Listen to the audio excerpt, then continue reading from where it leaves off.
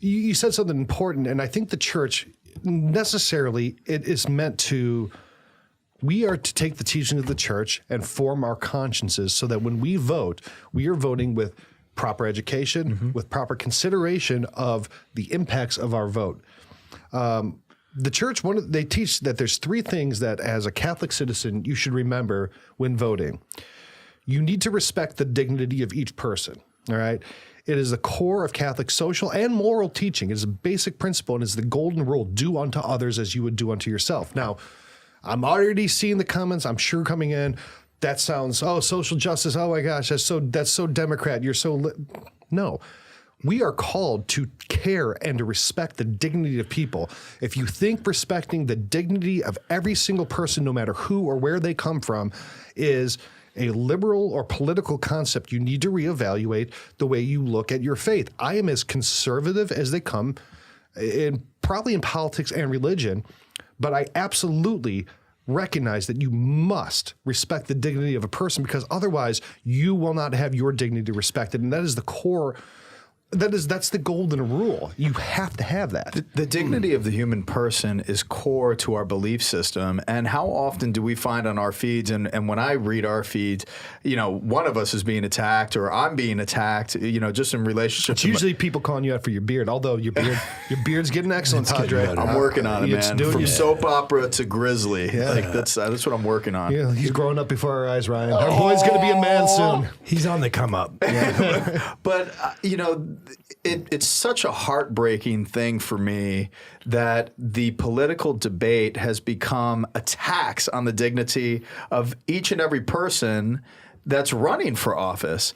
And a lot of moral presentation of where these different men and women are standing is really not communicating well. It's just really rips at each other's character. Or that the dignity of a person becomes a voting issue, a way to get more votes, or it's a way to attack a different party by saying, oh, they want to give this to these types of people. And then it's like, oh, let's set these people against these people. It's the way the way Satan builds his kingdom is by dividing people. And politics way too often does that by saying, these people, this party's going to give these people this money or these rights, and it's going to take them away from you. That is not respecting the dignity of persons. That's terrible, but that's what they do. And in a lot of cases, I don't want to say all cases because it's not true, but in a lot of cases, all that is just rhetoric for political gain. It's not even a reality. It really is. It's not reality. And it turns people's emotions up. It does. Yeah. It's crazy. Well, you have to use fear to drive somebody to take action. On another episode, we mentioned that a lot of people have left the church because of the power structures and their disagreements and how they're manipulating religious belief to benefit them politically. Right. And a lot of people are leaving them. It's because it's the same thing in politics too. There's a lot of young people who are just like, I don't even watch this stuff. Right. It's just like a bad soap opera. Yeah. Like someone with a beard like Father Rich would be. So a second. What do you think I do in my off time? Politicking. Stroke my beard and politic, my soap opera beard. Gosh. A second principle that we're called to remember is that we need to focus on the common good, not our own personal interests. So when we're voting, we have to ask, how is my vote going to make the world a better place? Not how specifically is it going to help my own personal situation. Because honestly, democracy has such an ability to devolve. I think it was de Tocqueville who said, look, when the electorate understands that they can vote for the person who's going to give them the biggest amount out of the public treasury, democracy is dead. And if you think like that only, well, this guy's going to give me this much money or this woman's going to give me this tax break or this benefit, and you're not thinking of the common good of society, it no longer becomes a construct. It becomes a bribe for your vote, and that is no way to build a society.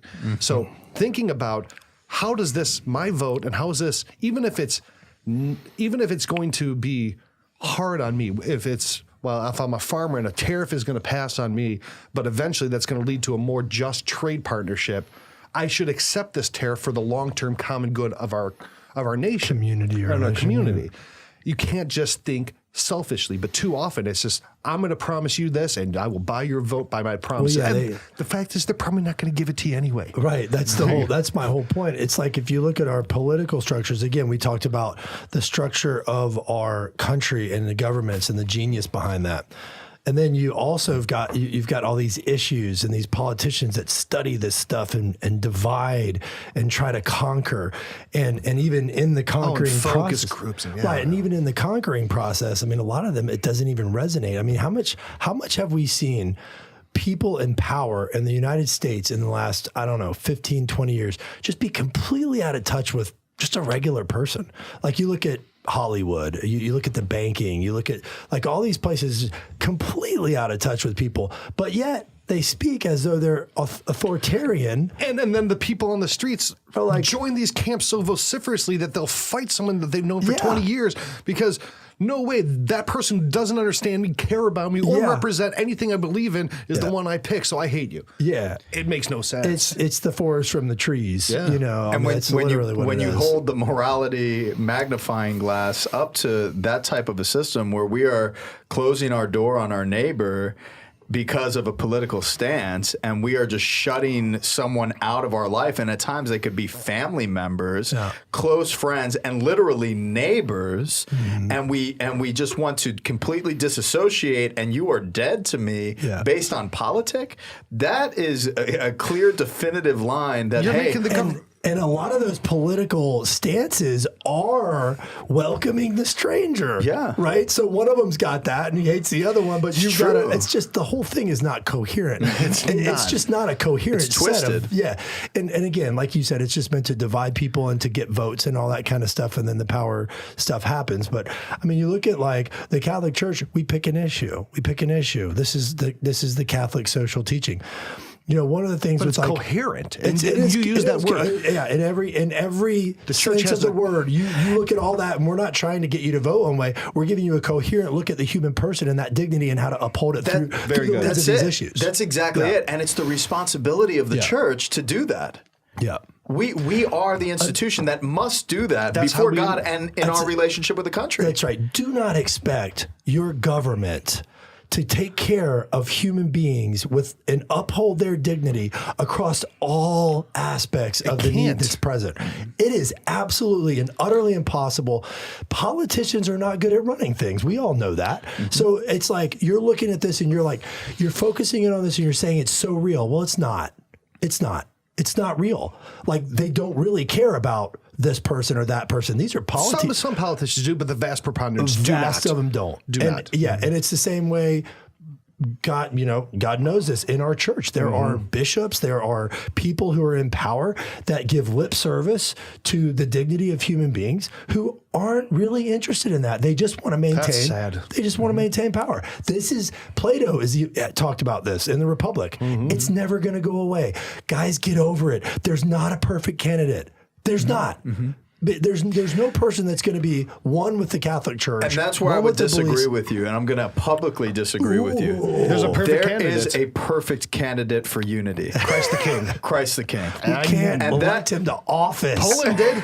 Poland elected him to office and consecrated. They declared him constitutionally as the King of Poland. Okay, well, I am in utter awe of that, and I want to move to Poland. Well, we're going to go there. We're going to Poland any day now. So that's right. Wow, that's amazing.